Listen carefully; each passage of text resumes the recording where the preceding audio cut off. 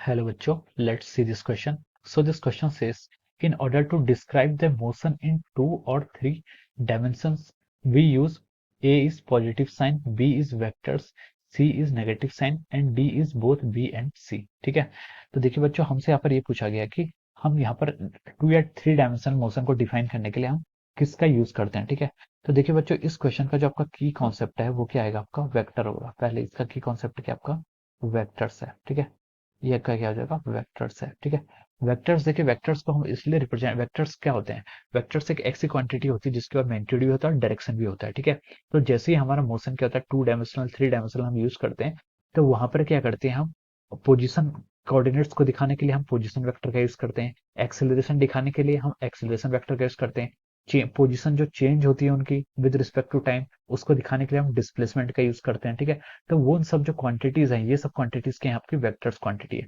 तो जब हम 2 या 3 डायमेंशन में डील करते हैं, तो वहां पर हमारे क्या हो जाते हैं, बहुत सारे कंपोनेंट ना बन जाए, एक्स वाई जेड अलग अलग, इन सबको हम सिंप्लीफाइड रूप में यूज करते हैं, जिसको हम वेक्टर्स कहते हैं। ठीक है, तो हम वेक्टर्स का यूज करते हैं। वेक्टर्स अगर पॉजिटिव साइन है तो इसका मतलब क्या है, वेक्टर आपकी उसकी जो डायरेक्शन ऑफ मोशन है वो पॉजिटिव डायरेक्शन के अलावा है। अगर आपका वेक्टर का साइन नेगेटिव है तो हम बोल सकते हैं इसकी जो डायरेक्शन ऑफ मोशन है वो आपकी अपोजिट है, यानी कि फॉरवर्ड डायरेक्शन में ना होकर बैकवर्ड डायरेक्शन में है। ठीक है, तो दिस इज द वेक्टर, हम इसलिए यूज करते हैं क्या, पॉजिटिव और नेगेटिव साइन के लिए। ठीक है, सो this is the key concept of this question. अब देखिए क्वेश्चन पे उसने क्या बोला है, क्वेश्चन क्या बोल रहा है कि in order to describe motion in 2 और 3 dimension we use positive sign, तो ये तो नहीं हो सकता। ठीक है, क्योंकि यहाँ पर नेगेटिव भी हो सकता है पॉजिटिव भी हो सकता है, वेक्टर्स के तो दोनों साइंस हो सकते हैं। ठीक है, बी में उसने बोला कि वेक्टर्स, तो ये आपका ऑप्शन क्या करेक्ट है।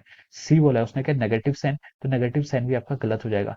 और डी बोला उसने वेक्टर्स प्लस नेगेटिव साइन, तो ये भी आपका रॉन्ग हो जाएगा। ठीक है, हमें पॉजिटिव और नेगेटिव दोनों साइंस चाहिए होते हैं, यानी कि हम वेक्टर क्वांटिटी का यूज करते हैं, क्योंकि वेक्टर क्या करता है, अपने ओरिजिन के अबाउट अगर हम उसको क्या करना है, अगर हम ओरिजिन के अबाउट वेक्टर्स को रोटेट कर देते हैं π डिग्री से, तो वो क्या बन जाता है, आपका एक नेगेटिव वेक्टर बन जाएगा। ठीक है, तो इसलिए हम वेक्टर्स का यूज करते हैं 2 और 3 डायमेंशन में मोशन को डिस्क्राइब करने के लिए। Okay, so this is the answer of this question. So हम we can write down from here that option B is the correct option